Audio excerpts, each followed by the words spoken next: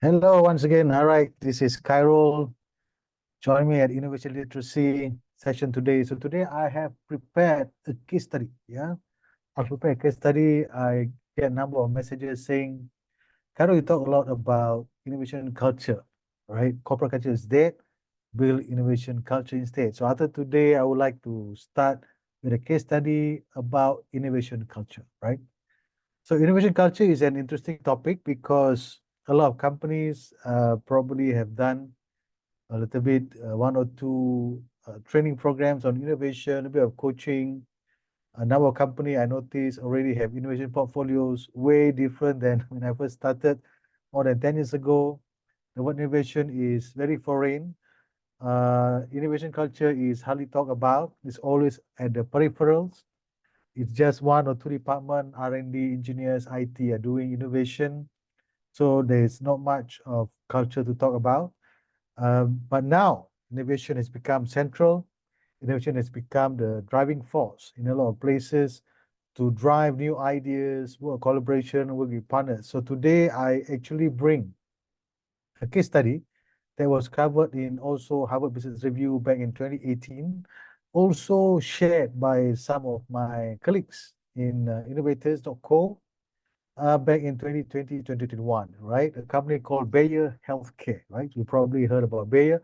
So Bayer actually is a pharmaceutical company focusing on personal healthcare for people.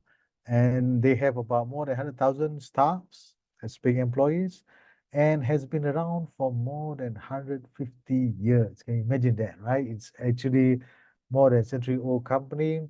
So how can this kind of company shake up and foster innovation? Let's take a look at that, right? So I prepared some stuff here.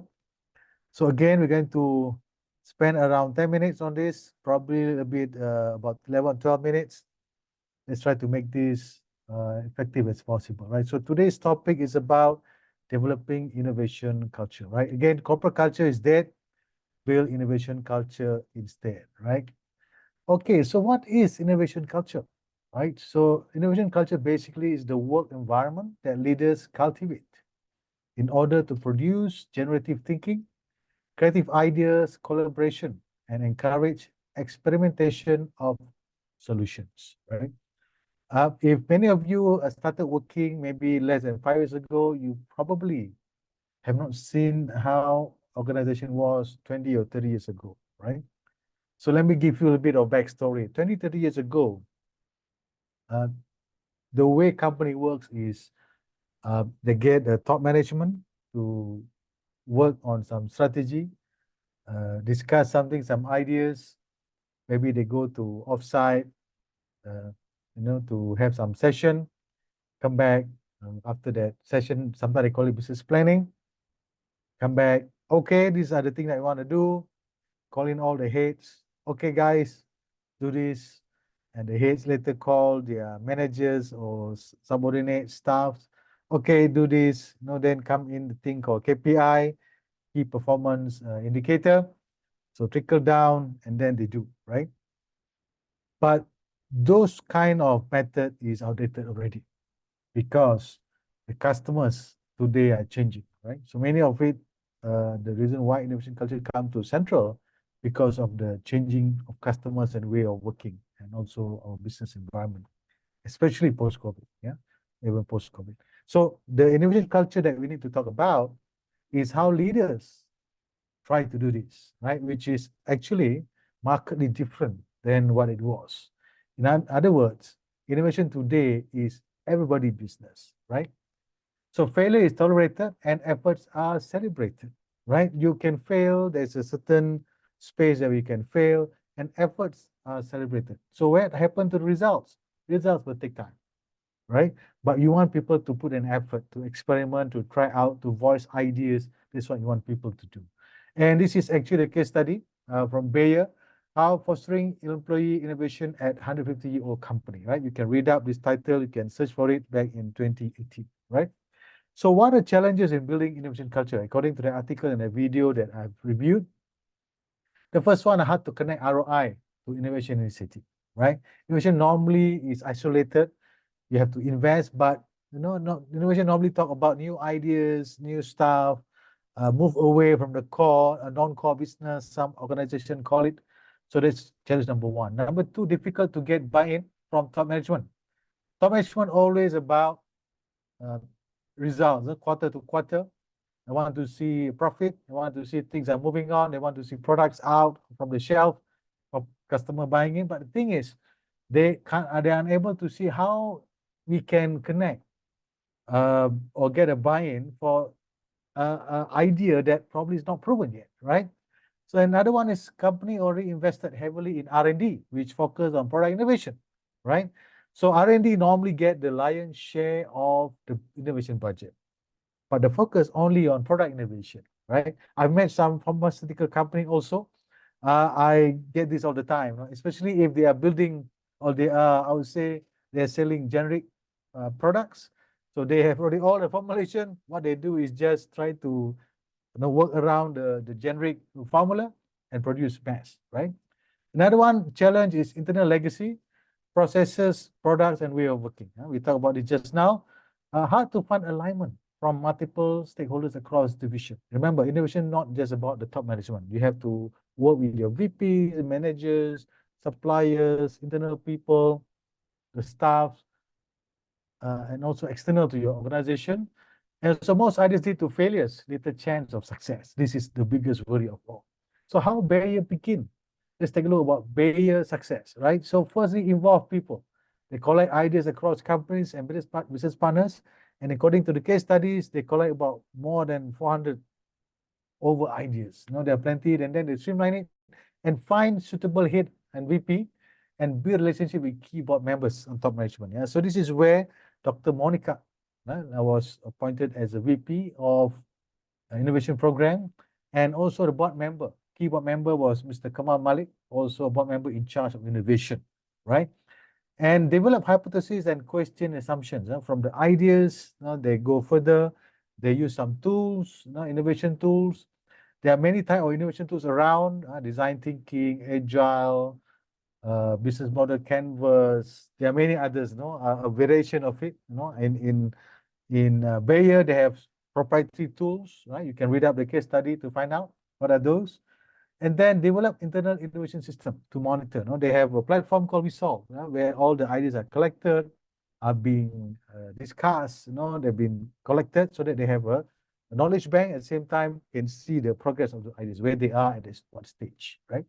And then learn how to run a workable and simple experiment. This is very important because ideas are done redundant. Everybody can come up with ideas, but you want to also get your people to experiment, to try out, right? Only when you try out, you get to see where the ideas are, what kind of impact that you will get, right? So align and connect innovation ROI to business strategy. So out of this innovation, Bayer has set to actually achieve at least $1 billion, right? In terms of new revenue from the innovation alone, right? So aligning innovation to business strategy, that's very key. So if we fail, we ask, what can we learn? This is one of the quotes came out from the article saying that even if we fail, we need to ask the people, what do we learn from it so that we don't repeat or we can do better next time, right? And we need to involve people in the communicating the ideas creation and ideas translation. This is very key actually, because ideas sometimes are in the person's and the ideas beholder, right? So when you experiment, you get to see the ideas in real life, right? And also you need to translate those ideas to people that will probably be impacted by those ideas. Let's say you want to come up with a new drug, you want to come up with a new way of processes. You shouldn't just build something and then tell the people, okay, this is what you're going to do, right? You should get people to understand and translate those ideas the way that they can understand. It could be in language, it could be in document, it could be in the packaging, it could be in another format, right? You got to think from the users or customers' viewpoint. You at least want to get them to involve, right? And innovation is from nothing to something, right?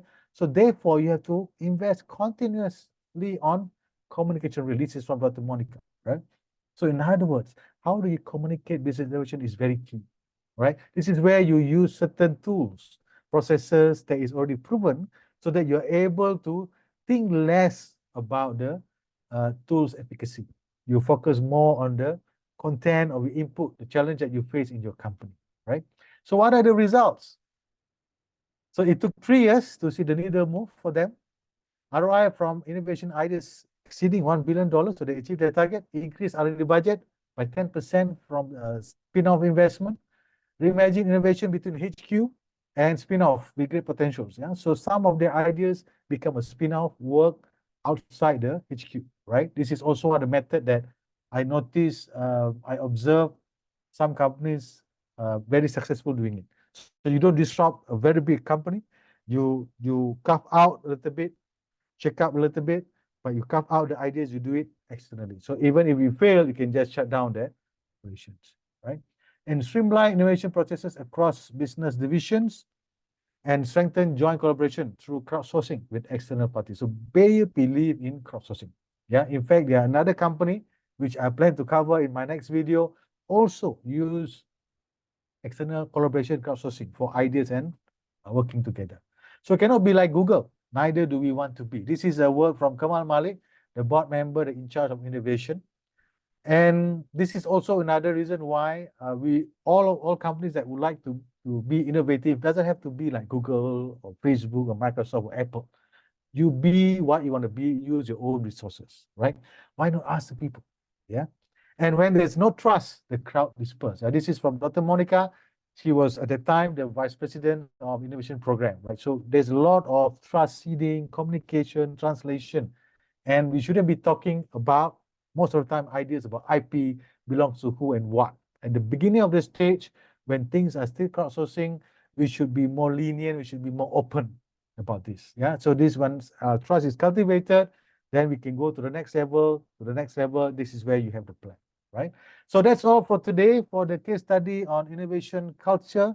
So I hope you get inspired by that sharing. So I hope to share with you a couple more case studies on other areas.